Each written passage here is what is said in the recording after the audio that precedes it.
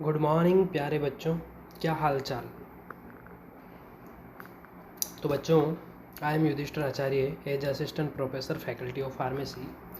तो मैं अब आप लोगों के लिए आज लेकर आया हूँ सेल इंट्रोडक्शंस। सेल को हम थोड़ा सा 3D एनिमेशन के थ्रू समझने की कोशिश करेंगे कि एक्चुअल में सेल है क्या। ठीक है, तो सेल, जैसे ही सेल नाम आता है तो आपके दिमाग में ये आता है कि सेल मीन्स कोशिका। ठीक है ना, तो सेल को हिंदी में कोशिका बोला जाता है। अब ये सेल है क्या। सेल मतलब होता है कि शरीर की सबसे छोटी क्रियात्मक व संरचनात्मक इकाई है सेल। मतलब जैसे कि अपनी पूरी बॉडी है ना, बहुत सारे सेल के ग्रुप से मिलकर बनी हुई है। ठीक है ना, तो बहुत सारे सेल के ग्रुप से मिलकर अपनी क्या बनी हुई है, पूरी बॉडी का डेवलपमेंट हुआ है। ठीक है, अब जनरली हम देखेंगे कि सेल की एनाटॉमी एंड फिजियोलॉजी क्या होती है। तो सेल की एनाटॉमी आप लोगों को सबको पता है कि what is anatomy.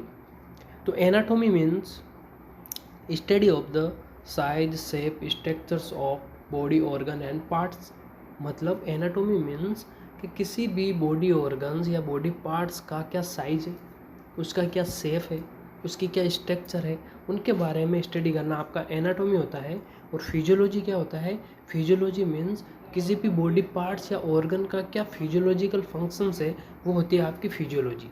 Okay guys, तो जैसे ही अपन ने ये देखा कि भाई ये जो एनाटॉमी का 3D स्ट्रक्चर क्या है, 3D स्ट्रक्चर ये है। ठीक है, 3D स्ट्रक्चर ये है। जैसे ही आप माइक्रोस्कोप में इन चीज़ों को देखते हो तो जनरली हमने इस टाइप का स्ट्रक्चर देखने को मिलता ही मिलता है। ठीक है, एनाटॉमी ऑफ द सेल। आप देखिएगा एनाटॉमी ऑफ द सेल्स के अंदर बहुत सारे ऑर्गेनल्स अवेलेबल से, इसका अपना सेल मेम्ब्रेन अवेलेबल से, सेल वॉल अवेलेबल से और साइटोप्लाज्म अवेलेबल से। ठीक है, जनरली देखा जाए तो एक सेंटर के अंदर न्यूक्लियस दे रखा है, न्यूक्लियस। ठीक है, फिर इसके न्यूक्लियस के आसपास में राइबोसोम्स दे रखे हैं, फिर एंडोप्लाज्मिक रेटिकुलम्स आ गए, फिर इस साइड के अंदर सटा हुआ अपना माइटोकॉन्ड्रिया आ गया, फिर एक ऊपर की जो कवरिंग है वो प्लाज्मा मेम्ब्रेन की आ गई। तो एक्चुअल में ये देखा जाए तो ये एनाटॉमी ऑफ द सेल होती है। ठीक है, एनाटॉमी ऑफ द सेल होती है। अब अपन देखते हैं सेल के ऑर्गेनल्स के फंक्शंस। अगर आप इस वीडियो को कंप्लीट देख लेते हो तो आपको सेल दोबारा पढ़ने की ज़रूरत नहीं है। इस वीडियो के अंदर ही आपको सेल कंप्लीट समझ में आ जाएगी कि एक्चुअल में सेल है क्या। समझेगा ही। तो एक्चुअल में ये देखा जाए तो सेल है क्या। तो सेल से रिलेटेड 3-4 क्वेश्चंस हर बार रिपीट होते हैं कि cell discover by Robert Hooke. अब रॉबर्ट हुक साहब ने जो सेल को डिस्कवर किया था वो सेल आपकी डेड सेल थी। अब जो ये डेड सेल थी, फिर लिविंग सेल को डिस्कवर किसने किया, ये माइंड में आता है। तो लिविंग सेल को डिस्कवर किया था आपके किसने, एंटोन लिविनहॉक साहब ने किया था लिविंग सेल को। तो लिविंग सेल का मतलब लिविनहॉक, ये याद रख लेना है आप लोगों को, बहुत इजी वे में हो जाएगा। अब कुछ सेल के ऑर्गेनल्स हैं, उनके फंक्शंस देख लेते हैं। जैसे भाई न्यूक्लियस है, ठीक है ना, तो न्यूक्लियस का काम क्या है, एक सेल का कंट्रोल सेंटर होता है अपना न्यूक्लियस। ठीक है, अब ये जो डीएनए होता है, डीएनए क्या करता है साहब, जेनेटिक इन्फॉर्मेशन को एक पीढ़ी से दूसरी पीढ़ी में ट्रांसफ़र करने का काम डीएनए का होता है। एंडोप्लाज्मिक रेटिकुलम का काम क्या होता है, ये क्या करते हैं, आपके कुछ मटेरियल्स को स्टोर करने का काम करते हैं आपके एंडोप्लाज्मिक रेटिकुलम। लाइसोसोम क्या है, लाइसोसोम मीन्स सुसाइडल बैग, जिसको आप आत्मघाती थैली भी बोलते हो। क्या बोलते हो, आत्मघाती थैली भी बोलते हो। साइटोप्लाज्म क्या है, एक जेली लाइक फ्लूइड होता है जो ये सेल के अंदर पूरा पूरा फैला हुआ होता है। ठीक है, और इसका काम क्या होता है कि इसका काम होता है आपके क्या करना, जितने भी ऑर्गेनल्स होते हैं ना, इनको आप एक जगह रखने का काम होता है साइटोप्लाज्म का। सेल मेम्ब्रेन का काम क्या क्या है, सेल मेम्ब्रेन प्रोटेक्शन प्रोवाइड करता है, कवरिंग प्रोवाइड करके रखता है। ठीक है, ये है सेल मेम्ब्रेन का काम। सेंट्रियोल का काम क्या है, टाइनी ऑर्गन्स होते हैं that help the cell divide. ठीक है, टाइनी ऑर्गन्स होते हैं जो हेल्प करते हैं सेल की डिवाइडेशन में, हेल्प करते हैं ये। ठीक है, राइबोसोम का काम क्या है, राइबोसोम का काम है कि टाइनी प्रोटीन प्रोड्यूसिंग फैक्ट्रीज होते हैं ये। ठीक है, तो ये प्रोटीन प्रोड्यूसिंग फैक्ट्रीज कौन से होते हैं, राइबोसोम होते हैं। अब ये protein produce chemicals message that run a cell. अब ये जो प्रोटीन को प्रोड्यूस करते हैं केमिकल्स मैसेज, ठीक है ना, ये क्या करते हैं, रन करते हैं सेल को। वैक्यूल क्या होते हैं, वैक्यूल्स होते हैं आपके, स्टोरेज करता है area from fats and other substance, ठीक है ना। वैक्यूल क्या करते हैं, वैक्यूल करके रखते हैं आपके स्टोरेज एरिया में होते हैं ये from fats and other substance को स्टोर करके रखते हैं। तो जनरली देखा जाए तो क्या होता है कि भाई जो ये माइटोकॉन्ड्रिया होता है ना, ये power house of the cell होता है। तो देखो मोटा मोटा तौर पे मैं बता दूं आप लोगों को कि एक्चुअल में जितने भी ऑर्गेनल्स होते हैं उनके अलग अलग फंक्शंस होते हैं, ठीक है ना। ये अलग अलग फंक्शंस क्या करते हैं, सेल के अंदर सेल को रेगुलेट करने का काम करते हैं। सेल को क्या करने का काम करते हैं, सेल को रेगुलेट करने का काम करते हैं अलग अलग आपके सेल ऑर्गेनल्स, समझे। तो अब नेक्स्ट चलते हैं अपन इस पे इंट्रोडक्शंस। एक्चुअल में सेल के बारे में थोड़ा बहुत इंट्रोडक्शन देख लेते हैं। तो सेल क्या है कि भाई fundamental unit of the life cell है, सेल्फ रेप्लिकेटिंग स्ट्रक्चर्स होती है। तो the first cell was observed and named by Robert Hooke in 1665, मतलब 1665 के अंदर सेल को ऑब्जर्व किया गया, किसके द्वारा, रॉबर्ट हुक के द्वारा 1665 में, ठीक है ना।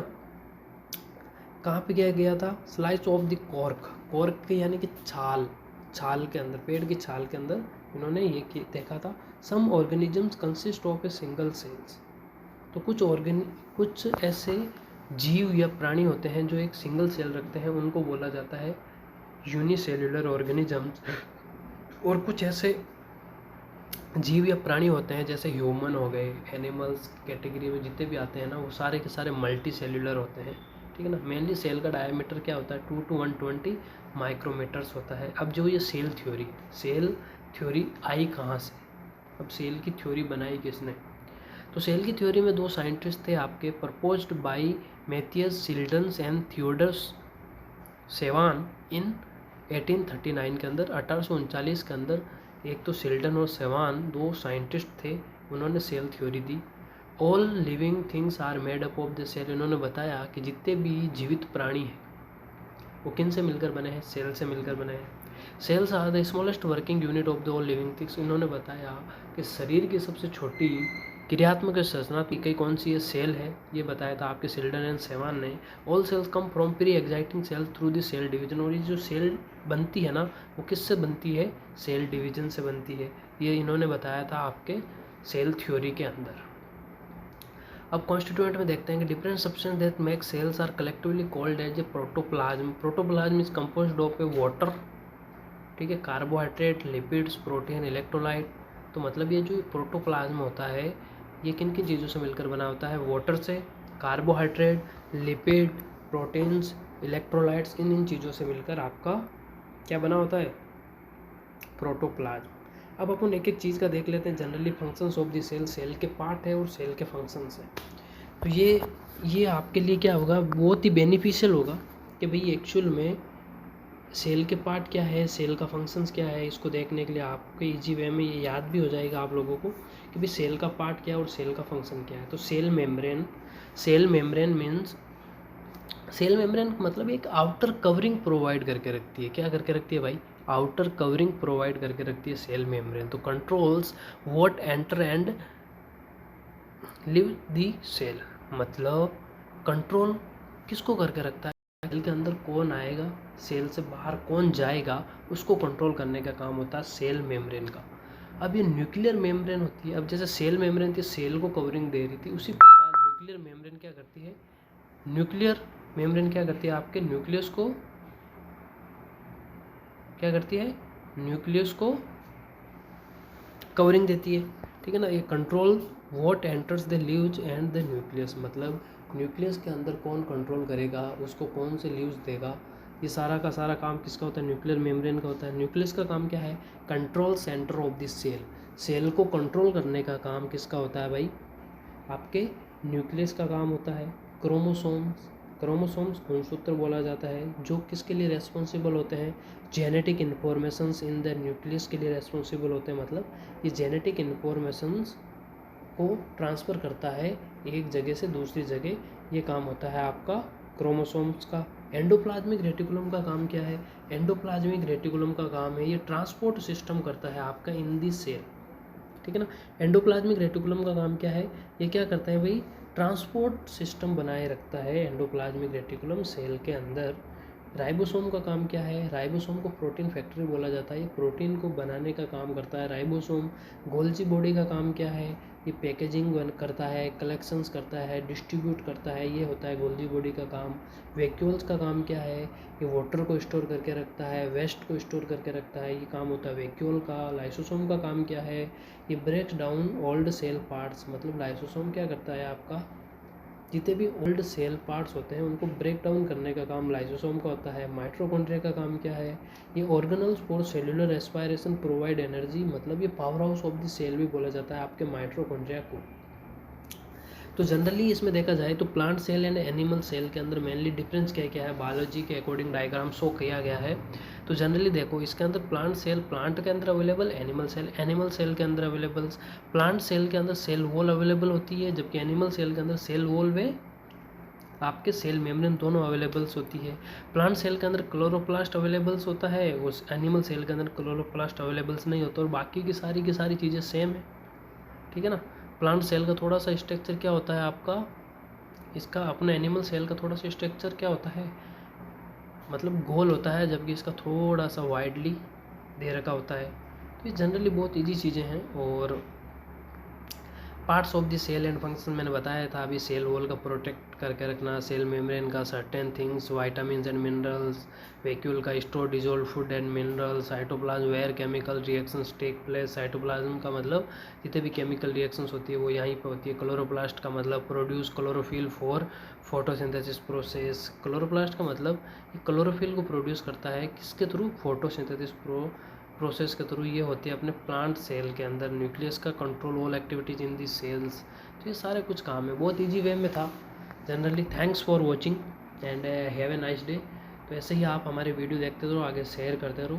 तो एक छोटे से वीडियो के अंदर आपकी पूरा सेल की यूनिट ख़त्म हो गई है, और अगर आप इतना सा समझ के वापस एक बार वीडियो को वापस देखकर अगर ये चीज़ें करते हो तो आपके लिए बहुत इजी हो जाएगा, ठीक है ना। सेल को इतना हार्ड नहीं है।